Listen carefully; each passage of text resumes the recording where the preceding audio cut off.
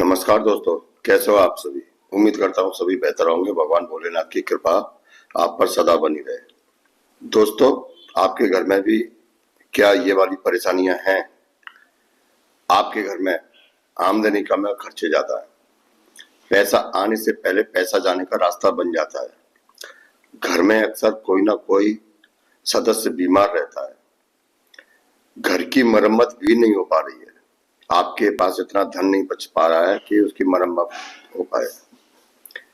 या आपने कोई नया मकान बनवाया है और बनने के 1-2 साल बाद ही वो चटक रहा है, उसमें दरारें आ रही हैं। वंश वृद्धि नहीं हो पा रही है।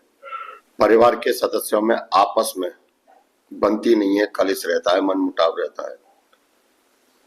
बच्चे शिक्षित हैं लेकिन रोजगार या नौकरी नहीं लग पा रही है। बच्चों की शिक्षा रुक जाती है। बच्चे विवाह योग्य हो गए हैं, उनकी उम्र शादी लायक की हो गई है, लेकिन विवाह शादी के योग नहीं बन पा रहा है। पिता पुत्र में नहीं बन पा रही है। खुशियां आती हैं, कम समय के लिए आती हैं, लेकिन जो आपका दुख है वो लंबे समय तक बना रहता है। तो दोस्तों, क्या कारण है ये कि ये समस्याएं आपके पीढ़ी दर पीढ़ी चली आ रही हैं? दोस्तों, इन सब का कारण मैं आपको बताऊंगा, इनका निवारण भी बताऊंगा कि इन समस्याओं से कैसे हम पार पा सकते हैं। इन समस्याओं से हम आने वाली अपनी पीढ़ियों को भी बचा सकते हैं। तो दोस्तों, ये जो सारी समस्याएं होती हैं, बहुत सारी समस्याएं आपके पितृदोष के कारण होती हैं। पितृदोष एक ऐसा दोष है जो यदि किसी परिवार पर हो तो उनकी आने वाली पीढ़ियां भी तरक्की नहीं कर पाती हैं, प्रोग्रेस नहीं कर पाती हैं। पितृदोष हमारे पितरों द्वारा दिया हुआ दोष होता है, जिसे हम अपने पितृदेवों को प्रसन्न करेंगे, उनके लिए उपाय करेंगे, तभी वो दूर होंगे। तो आइए जानते हैं दोस्तों कि इस पितृदोष को हम कैसे दूर कर सकते हैं, कैसे अपने जीवन में हम खुशहाली ला सकते हैं। तो दोस्तों, आपको जो सबसे पहले उपाय करना है वो करना है आपको पितृपक्ष में। जैसे ही पितृपक्ष आपके स्टार्ट होने वाले हो, आपको एक दिन पहले बाजार से एक तांबे की थाली या कांसे की या पीतल की, तीनों में से कोई एक थाली बाजार से खरीद लाएं। वैसे तो ज्यादातर घरों में होती है, यदि ना हो तो आप बाजार से खरीद लाएं। अब पितृपक्ष के प्रथम दिन यानी पूर्णिमा वाले दिन आपको क्या करना है, आपको सुबह प्रातः काल नहाना है, नहाकर स्वच्छ वस्त्र धारण करने हैं। और दोस्तों ध्यान रखिए, ये जो वस्त्र आप पहन रहे हैं यही वस्त्र आपको पूरे पितृपक्ष में पहनने हैं। केवल इनका उपयोग इतना कीजिए कि आप ये उपाय करते समय पहने और उपाय करने के बाद उतार दें। ये धोने भी नहीं है आपको। अब आपको क्या करना है, आपको अपने पितरों के स्थान पर जाना है। पितरों के स्थान पर जाकर आप सबसे पहले उनसे क्षमा मांगे। हे पितर, हे मेरे पूर्वजों, मेरे काका, मेरे बाबा, मुझे क्षमा कीजिए। मेरे द्वारा जाने अनजाने में जो भी भूल चूक हो गई हो उसके लिए मैं आपसे क्षमा मांगता हूँ। और आप एक सरसों के तिल का दीपक जलाएं। सरसों का तिल का दीपक जला के भगवान भोलेनाथ या भगवान विष्णु जी से प्रार्थना करें, हे भगवान, मैं अपने पितरों की मुक्ति हेतु आपसे प्रार्थना करता हूँ और मैं अपने पितरों की प्रसन्नता हेतु ये उपाय कर रहा हूँ। कृपया मेरे इस उपाय से मेरे पितरों को मुक्त कीजिए और हमें पितृ दोष से भी मुक्त कीजिए। आप दीपक और धूपबत्ती जलाने के बाद आपको एक कंडा लेना है। कंडा ना हो तो कपूर को लीजिए। कपूर को घी में डुबोकर किसी मिट्टी के सकोरे में रख लीजिए और अपने पितरों का नाम लेते हुए, उनकी मुक्ति की कामना करते हुए 2 लौंग कपूर के ऊपर रखकर आग लगा दें और वहीं पर 10 मिनट बैठें। एक माला में 108 मन के होते हैं।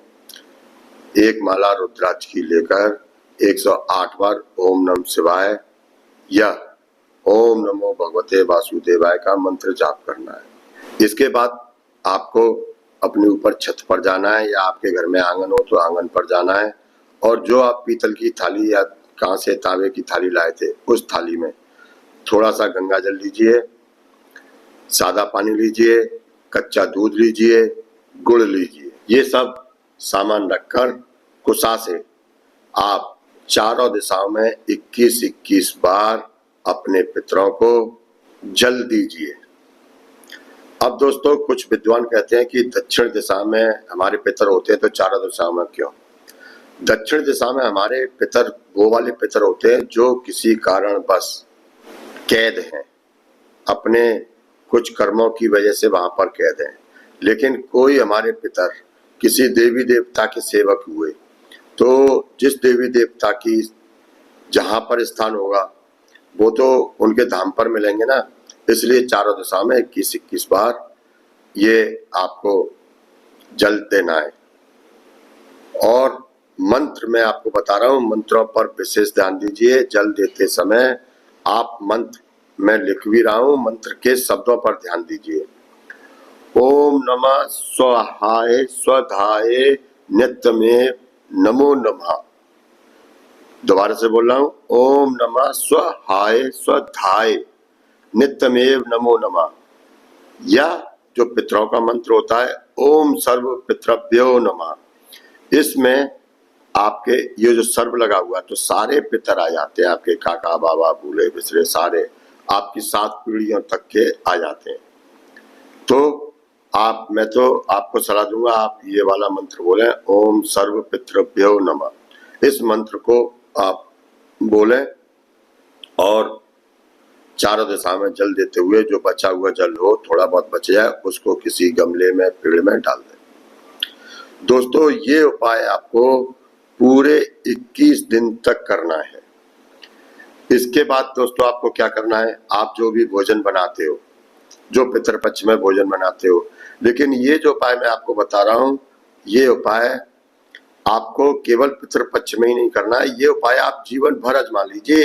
ये एक दिव्य आदत बन जाएगी आपकी, और इस आदत से आपके सारे कष्ट दूर भी होंगे।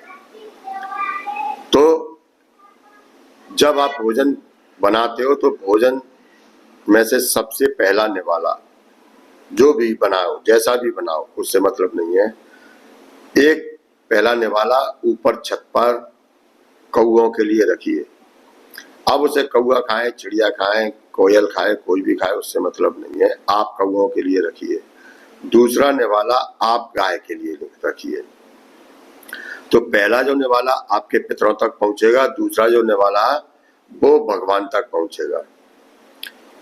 तो ये इस आदत को तो मैं आपको सलाह दूंगा जीवन भर आप अपना लें, इससे आपकी आने वाली पीढ़ियां ही तरक्की करेंगी। दोस्तों, ये आपको करना ही करना है। और जिस दिन विशेष दिन होता है हमारे पितरों का, श्राद्ध का, उस दिन तो हम करते ही करते हैं ये उपाय।